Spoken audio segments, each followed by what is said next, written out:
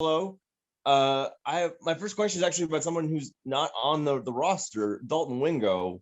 Can you talk about that situation and what happened with Dalton and why he's not on the team apparently? Yeah, I mean, he just decided to retire, just ready to move on with his life and, getting married and things like that. So it just was a decision that he made that,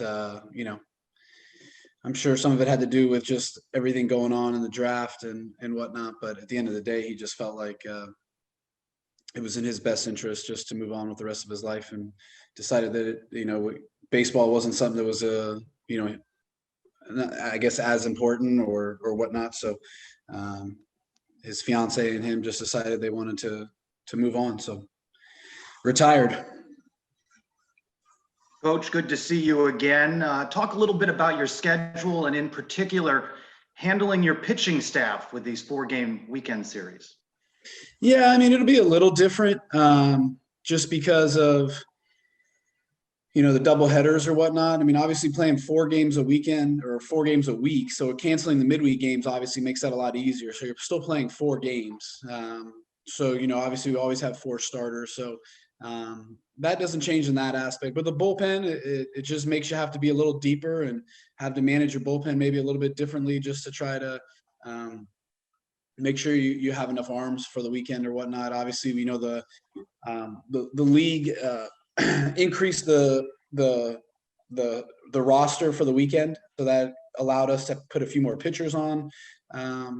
So did some things to try to alleviate some of that pressure, but just in terms of obviously wanting to throw your best guys. I mean, there's a lot of games where, you might throw some guys just to get work in or whatever the case is. And, you got to be a little bit more cautious of that, understanding that there's a 4-game weekend to make sure that you don't use anybody too much where you can't use them again or that they're not as effective. So but I think it changes it a little bit, but depth for the week is still needed, and that was always the case with the midweek games, and those midweek games being so important for programs like ours where you're trying to be an at-large. I mean, it's not like you can just throw those games away and it's just who cares. I mean, you got to win those games. So from that aspect, it doesn't change it a ton. Coach, can you just talk more about how this schedule came together? I know you always have schedules laid out years in advance. Obviously, COVID changed all that. You got to scramble and find teams. You've got midweek games that usually would be midweek or now weekend series kind of back and forth. Just kind of talk about what a scramble it was to put it together and whether top to bottom, this could be the toughest schedule you've ever played. Yeah, I mean, it was nuts. Some people hit the panic button back in, May and June, just kind of, trying to predict and see the future about what was going to happen. And, I tried to lay low and just kind of let things play out. Just didn't want to make decisions too early. And I think I ended up making the best decision for my personal health. I think I talked to some guys that it felt like every month they were switching games and people were canceling on them. And it was just kind of, they probably flip-flopped their schedule about 4 or 5 times during the course of, June till January. And I just kind of laid low. The teams that we were playing, we all agreed that let's just wait and see what happens. And then obviously January 1st hit, and then it was just absolute chaos. As we kind of things started getting announced on what the conference schedules were going to be like, what teams were going to be doing. And obviously as we got closer to budgets and all that, it just became a mad chaos and a mad dash. I mean, for about a week and a half, I think I was on the phone for 18 hours a day dealing with the schedule and, talking to people and trying to figure out if they were going to be able to play or not. And then obviously trying to figure out who could be replacing and doing all that. And then trying to figure out where those games are at. I mean, it was crazy. But at the end of the day, I love our schedule. And again, I still don't know what the NCAA is doing with RPI or whatnot. And it's really hard to predict what they're going to decide. And so at the end of the day, it's still a great schedule. Probably the toughest one with the teams that we got lined up, obviously, opening up against FAU, who's a perennial top 30 team in the country. And then obviously at Ole Miss, which is going to be a top 5 team, and then North Florida and Jacksonville and Liberty. I mean, those are all usually top 40, top 50 type team. So definitely a huge challenge. But at the end of the day, like I love challenging our kids, especially in our conference. Like as good as our schedule is, like our conference is even better than our non-conference. So we have to be prepared. We have to be ready to go. And this will give us the best opportunity to compete at a high level, to prepare our kids. And we play a lot of road games, which is unusual, which I think is good to prepare us to be on the road. So, I think there's a lot of positives to it. I think it'll prepare us for the tough conference schedule that we have coming up. And at the end of the day, it'll prepare us for, regionals and super regionals and College World Series. And at the end of the day, that's what we're striving to do. So I think this schedule prepares us for that. And it's a good challenge, and I'm excited for it. Coach, in the past 2 seasons, you've put up a 34-15 record at home. UCF announced that Johnny Leona Park will only have a 25% capacity this season. Do you think having less fans this season is going to impact the team as much as it should, or have any play on the performance? I don't think it'll have any play on the performance. I think if, there's games where the crowd matters, whether that's positively or negatively, whether you're on the road or whether you're at home. So I don't know how many games that is, but close games at the end of the game, putting pressure on the opposing pitcher or the opposing team and big moments, that can definitely affect a team. So I don't know if it really affects us. It might affect the game a little bit, where again, you're playing a team, it's the 9th inning, a 1-run game, you got a freshman on the mound, and you've got 1,000 people that are, booing him or heckling him or just making him feel uncomfortable, that maybe gives us an advantage.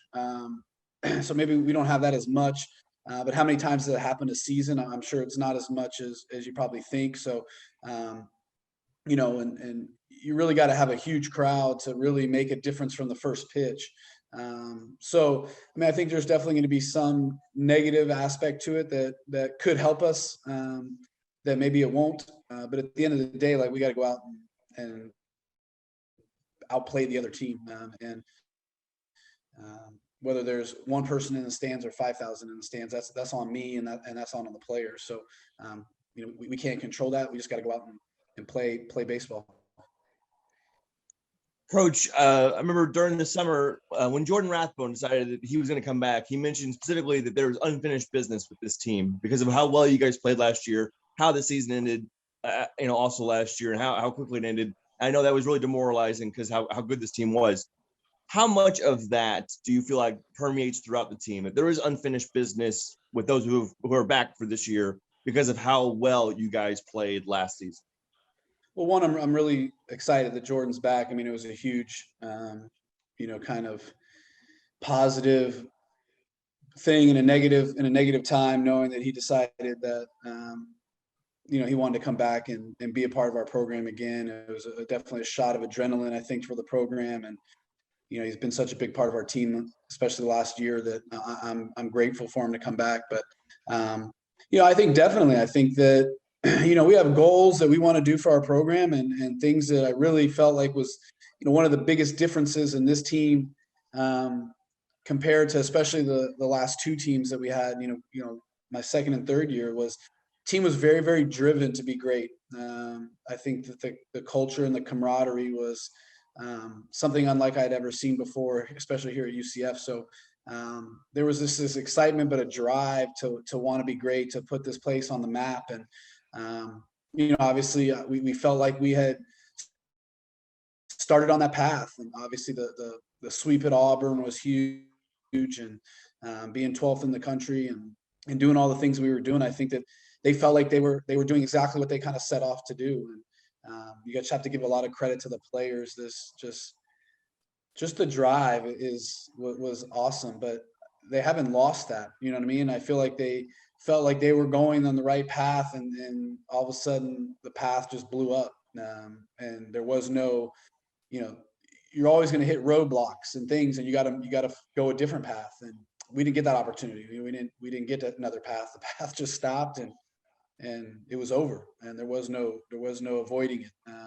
And so I really feel like they there was just unfinished business, things that they thought that they were on the path to do, and they wanted to see it through, and they didn't get a chance to do that. I feel like it's kind of permeated through the club, and the guys are just excited to get back out and compete and kind of continue where they finished. And but I feel like they feel like there's something that they want to accomplish and something that they want to prove, and they didn't get to finish the job last year and by nothing of their own doing. It wasn't some other team came in and beat us, or or whatever the case is. Like, it just the pandemic ended it all. So I don't want to say it's a new year, but I feel like they feel like it's still the same job that they started, and they need to finish it.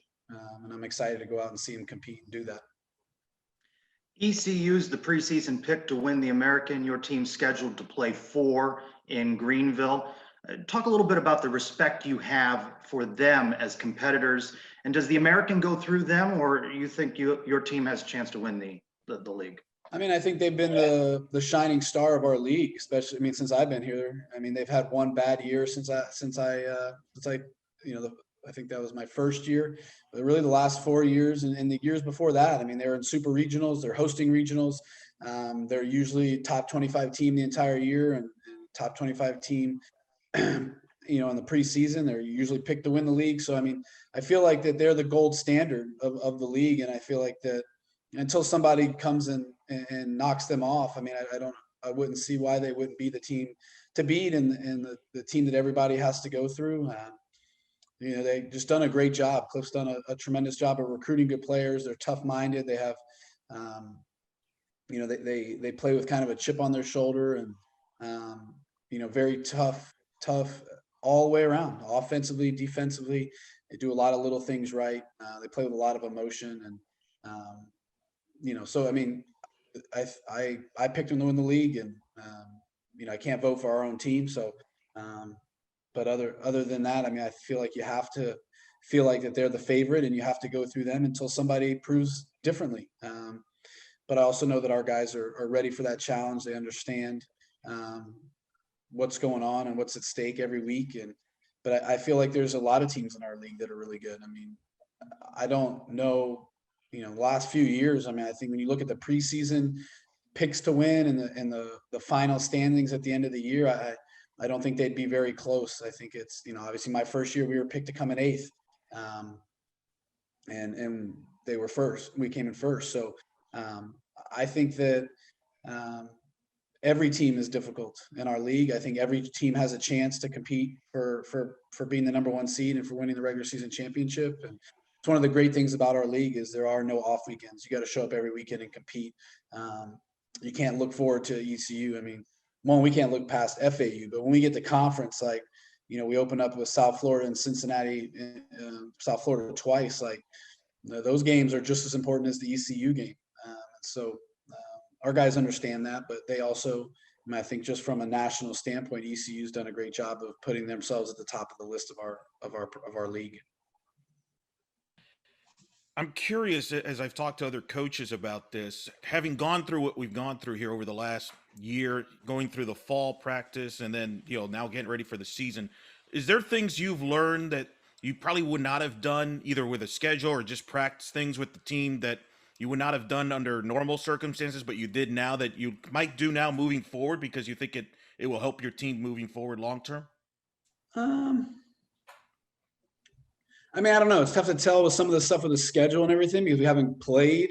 And also the same thing. I mean, I don't see anything off the top of my head that I'm like, man, I will always do this now going forward. But we also haven't played games yet. So, I mean, if, we go 50-6, like, I'll just probably do the same thing we did this year, the next year. You know what I mean? Like, if it works, like, we'll just keep doing it.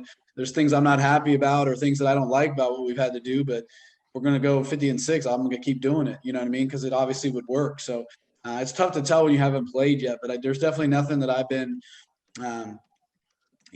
so like, oh, wow, this really helped us or this really worked, that I'm already making a decision that next year we have to continue to do this. Coach, just regarding your pitching staff as you guys head into this FAU series, do you know who your weekend rotation would be? And even if you're not want to divulge it this early, just talk about, I think, the guys at the top of your staff there, Colton and Hunter. Yeah. No, I got no problem. I mean, Colton Gordon's going to go Friday night. I mean, he's been our best guy. Obviously, what he did last year um, just to kind of set the tone for our program and whatnot. And, he's a very, obviously very talented. And I think he's even better than he was last year. I feel like he's very meticulous in his process. And I think that's kind of changed and matured. And so he's been our best guy in practice in inter squads. He's done a great job. I just think he has Friday night stuff, and obviously the age and the experience that he's deserved to pitch on Friday nights, to start the season. So excited to see what he can do and what he brings to the table, and, just to continue the start that he had last year. But obviously I think everybody's really driven. And I think that all of our players realize, and we've talked about this, that, we've talked about this before the pandemic, that, you got to go about every game like it's the most important game of the season. And you just never know when tomorrow's not guaranteed, and we just talk about that in life. And I think the pandemic really proved that, when we played Miami, we didn't understand that was going to be the last game we ever got to play together.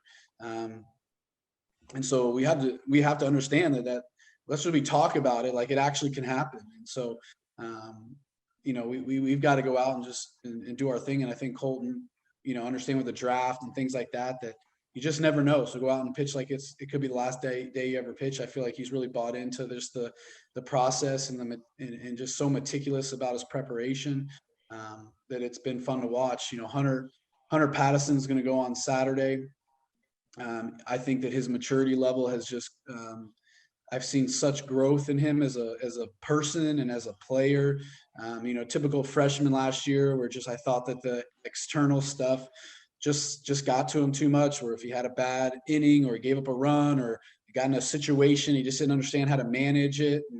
And obviously he's put on a lot of weight, and his stuff is upticked, but just the maturity level. And we always knew that he was going to be special and that he had this ability to be really, really great. And it was just going to be about him taking the next step of taking ownership of his career. And I think the strides I've seen Hunter make, the last 9 months have been really awesome to see. We're really proud of him as a person and proud of him as a pitcher. And so he has done a tremendous job, and it's been fun to see that growth. So he'll go on Saturday.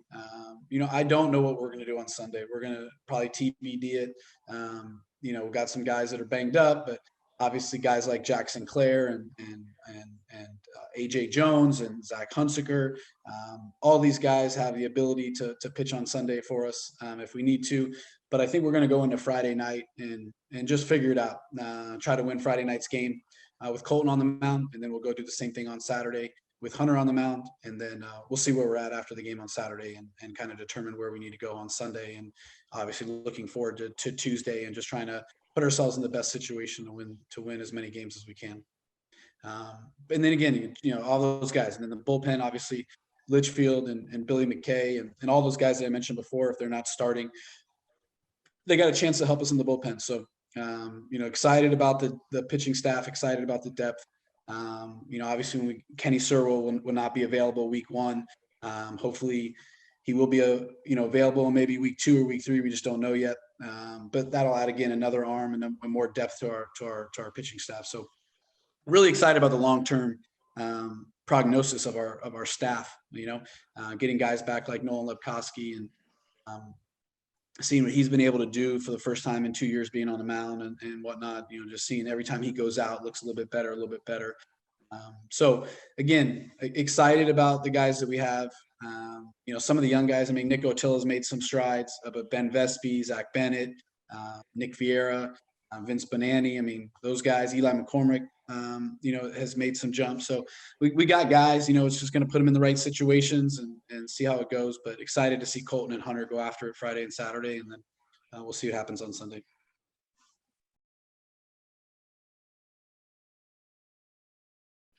Yeah, David, can you just talk about the excitement level of just knowing you're about to get out there and play another baseball season? It was unfortunate how things ended last year. I know there was a lot of uncertainty of what was going to happen. And now the fact that you've got a game coming up in a few days, just how excited are you for that? I'm super pumped up for it. Being my 4th year here at UCF and I've been hurt a lot throughout my career here. So, I mean, every game for me is exciting just to get out there and play, especially after last season ended pretty abruptly. The one season that I happened to be healthy, and then the team was rolling. So, I think everyone seems pretty excited to kind of pick up where we left off, especially the group of guys that are returning this year. Everyone just knows, like, it's time, like, let's do it. And, trying to relay that to the younger guys and get them excited and, hopefully pick up right where we left off. Do you play a little bit of what if with regards to 2020, what that season could have played out like for not only you, but the team?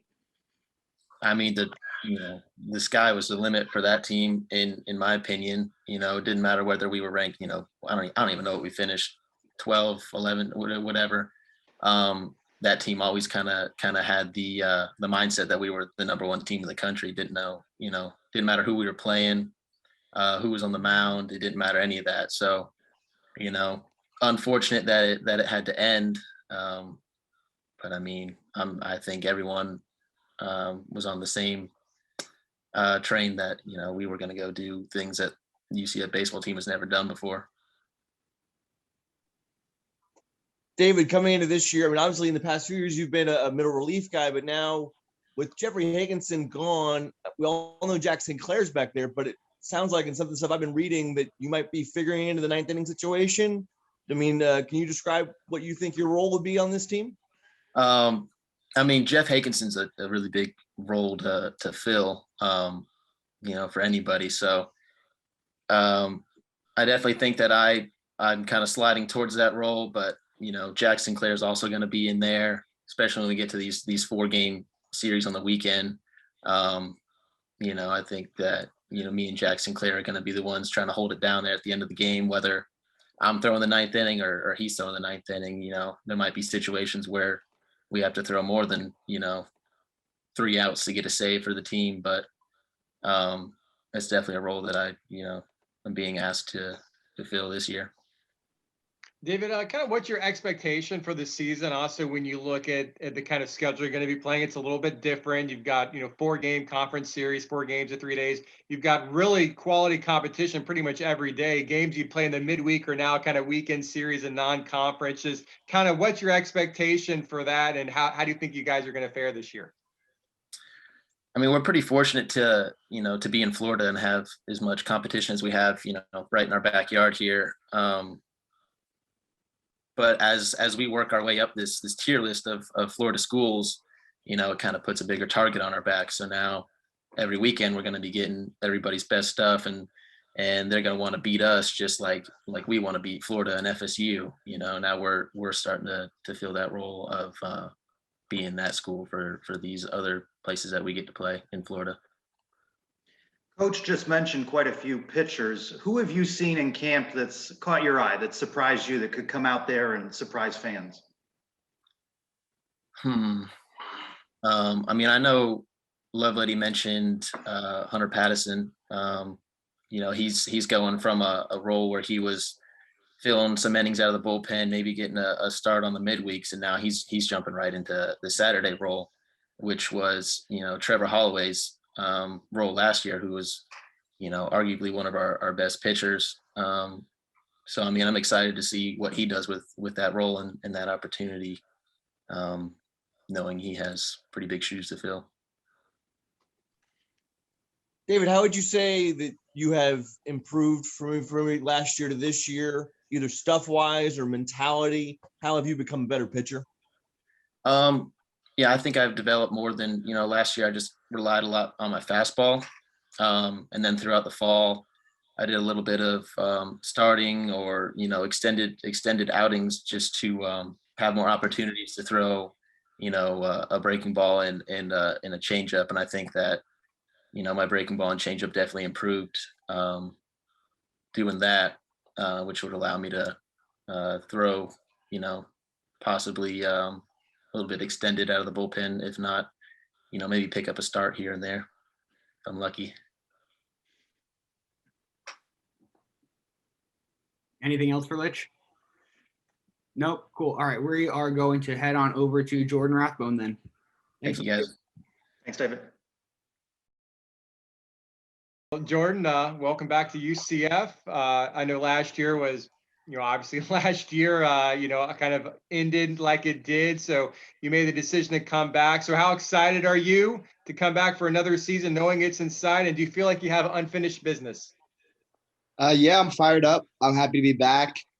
I think that since the day the season got canceled last year, everybody's been kind of excited to get going back with this year, getting the games going. So, I'm fired up. I'm happy to be back. Wouldn't rather be anywhere else in the country. So I'm just ready to play some games, honestly. We've been practicing for too long. Just want to get going with the games and go show what we can do. Taking Dalton out of the lineup, I guess fans are going to say, where's the offense going to come from? Who do you think is going to be able to step into his role in producing? And what do you make of the offense going into this season? With our offense, I just think we have a lot of different tools and a lot of different ways we can win. We have guys top to bottom that I think can do big things just if they stay within themselves. I think Nick Romano is probably going to have a big year this year. He started off pretty good last year, but I think he'll show some better power numbers this year as well. We got guys like Tom and Pablo who with just another year of experience, I think they're going to be really, really good for us too. So it's just a matter of us doing all what we want to do at the plate and just passing the baton to the next guy, just going up there, making tough at-bats for the pitchers, every single guy throughout the game. And I just think it's going to be pretty tough to get the 27 outs an easy way. Like, we're going to be really gritty at the plate. We're going to fight with 2 strikes, drive runners in, do the right things. We're a very coachable team, so I think we're just going to stay within the confines of our team offense, and good things are going to happen. No one's going to have to go out of their way to do something crazy every week to get us wins. We have enough depth where if we just do what we need to do, I think we'll be just fine. Jordan, there's a couple of high caliber freshmen in that line on that offense with Alex Freeland and John Montez. I know the guys the coaching staff was happy to have them because of the short draft. Happy to have them on campus. What have you seen from those freshmen? I like those guys a lot. I think the main thing I've seen from the freshmen and just the transfers coming in as a whole is just they kind of see what we have here. They see how we treat each other, how we act to each other. We're all literally best friends, just trying to go after our goal and after our mission and be the best we can be. So I think they fit into that nicely. They're not trying to do anything crazy, or they're not nervous or scared of the moment. They just want to be part of a special program that we're trying to build. And we talk about leaving our legacy all the time. And I think they're doing the right things early on to get their body moving in the right way, getting the experience, playing against us every day, just competing. It's been good to see. Like, they look like they're a part of the UCF program. They're exactly what we want. And when we bring players in, so I expect them both to do good things this year. And then the years coming up too, I think Montez is going to be really, really good. And this year, even, or next year, the year after, I think he has a pretty stroke from the left side. And then Freeland's obviously a very talented kid. So I expect a lot from both of them eventually, and even this year. You heard what Coach said about ECU picked to finish first in the American. I imagine you think that UCF's going to have a say in that as well. I think we do for sure. We try to just focus one day at a time and just know that today's the most important day of the season. Lovelady kind of hammers that into our heads. So we don't look too much into the rankings or what's happening down the road. But I know that in the locker room, we definitely got a confidence about us that hasn't gone away. We were confident all last fall going into the season last year. Nobody really expected that much of us, and we came out and showed what we could do. And I feel like that same confidence and just wanting to be great, wanting to leave UCF better than the way we got it when we came here is just something we're all on the same page with. So I just think it's going to be tough for anybody to come in and just beat us. If they're going to beat us, they're going to have to earn it. So we're ready just to prove to the country that we're a real-time baseball team. We're not just some little brother in Florida. Jordan, not only because of your experience and your age, but also statistically, you had a really good year last year. Do you take ownership of this offense? I mean, like, personally, do you see this lineup and say to yourself that it sort of begins with you, that you see yourself as the head of this offense? I don't necessarily think of it like that. I just think that I have a plan that Teddy and the other coaches make with all of our hitters. And I know that if I execute my plan at the plate and do what I need to do, I think I'm going to help the team a lot and fill that role for what we need. We got a lot of guys. We got Jeffrey Pena, who's maybe the fastest player in the country. That's probably going to lead off for us. So I know that he gets things going, probably going to be on third base within a couple pitches, a lot of games this season. So I know that if I can just do my deal, swing at the right pitches, drive some runs in, I think it's going to lead to a lot of good things with the team as a whole. But I don't feel that pressure that I have to do too much or do something to lead the team. I'm just going to do my own job and stick with my process, make sure my routines are good every day. And then I think I'm going to contribute the way I'm supposed to contribute, and everybody else is going to do their thing too. We, as an offense, we all trust each other, and we all get fired up to see each other have success. So I'm looking forward to see a lot of my boys hit some home runs and drive some runs in and do some things like that this year too. And you were asked about the offense earlier, but specifically with power, replacing Dalton's power, you have power. Obviously, Nick Romano can drive the ball to all fields. Ben Rushing has power. Where is that sort of like sudden pop going to come from this year? Anybody who has stood out to you? I don't know if anybody stood up like that, but I know that we have multiple guys in the lineup that can definitely hit a good amount of homers, whether it's, I think that just be like 2 through 6 or 2 through 7 are a lineup, whether it's me, Tom Jostin, Romano, Pablo, Josh Crouch. It's all these guys. I see them. They drive the ball in practice against our arms. Like we'll see guys hitting home runs against Hunter Patteson and Colton and things like that. And so we know if they're going to have success against those top level arms, we'll probably draft guys.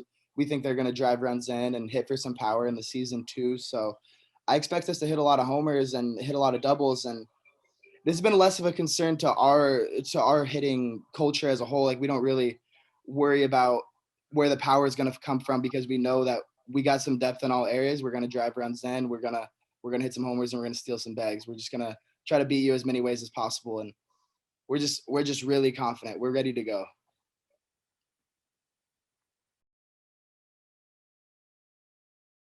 I guess I'll go Hunter. Welcome back to UCF for your second year. I know you was quite a memorable freshman season in more ways than one. What do you kind of take away from that experience, kind of your first taste of college baseball, I guess, obviously before everything shut down? It's like it was kind of difficult just like how it ended and like didn't know what to do. So, I kind of went about my business and took like advantage of it and gained weight and fortunate enough like how me, Litch, and Bone were, able to play summer ball. So I'm very fortunate for that. So, it kind of sucked not to play my first year like the rest of it, but, it's all right. Talk about your confidence now going into the opening weekend, and you were in on this Zoom. What did you think of what Coach Lovelady said about you and the pitching staff? Yeah, I definitely think my mentality changed. And like, I definitely think I've grown my confidence. I'm like last year, not, the biggest, baddest guy on the mound. You got a lot of guys in front of me. So like this year, I feel like I'm a top guy. So I gotta feel the role. What did you feel like you learned during summer ball that maybe even helped you into fall ball because you had a really successful fall ball season? Yeah, I mean, it was just like I just thought like no one's gonna beat me, and I have the best stuff out there. So like I thought the hitters were, they were fine. I mean, if they're gonna do anything against me, like go at it. Like I'm gonna come at you with all my stuff. So. I know it obviously was not a typical off season like it would have been. Of course, it wasn't a typical season either last year, but are there some areas now that you're more mature where you feel like you've improved on the mound? Maybe when you look back at your time last year, are there some areas where you think you're going to be a lot better this year? Yeah, I definitely think I'm going to be my fastball, my changeup, and my slider have all grown. I think it's going to be a really good year for me. Colton as well. So I think we're ready to get going. Coach Lovelady talked about Colton being the Friday starter. Just what have you seen from Colton being, I guess, the leader of this staff? Colton's just a different breed. I mean, he works day in, day out. Like it just seems like he's always at the field, asking questions, talking with Audie. He's always trying to be better. And I kind of like put the fire in him, I feel like. So I kind of like, I'm right behind him. Like I'm right there. So like, I got to like fight with him just like, but I mean, he deserves to be the Friday night guy. You heard Jordan talk about the offense. How good can these guys be offensively? I think they're going to be, I think it's going to be a good year for the hitters. Just because, you got all the power guys in the front, like how J-Bone said. And then you got like Pablo, you got Pena, Archer, just like the small ball guys. And then it's just a wide variety of players coming at you. So They get the better of the pitchers? They get the better of the pitchers during camp? Yeah, I definitely think they did. I think they're a little bit better than the pitchers this year. I think we have some, it's a tough year and we have some shoes to fill. So hopefully we can do that. You have a couple of new teammates, transfer teammates in that rotation, that pitching staff, and AJ Jones and Kenny Serwa. Those guys are going to be dependent upon for a lot of innings this year. What have you seen from them? I haven't seen much from Kenny just because he's been injured. When he was healthy in the right before winter break, he was throwing extremely well. AJ's, done. I think he's just AJ. I think he's done what he's done in the past years. Like coming from Jacksonville, he's just the same pitcher. I think he's a good guy. So. Did you have a pitcher you modeled your game or looked up to as you got into baseball that you looked up either in the big leagues or et cetera? Yeah, actually, it was Andrew Miller and then Cole Hamels.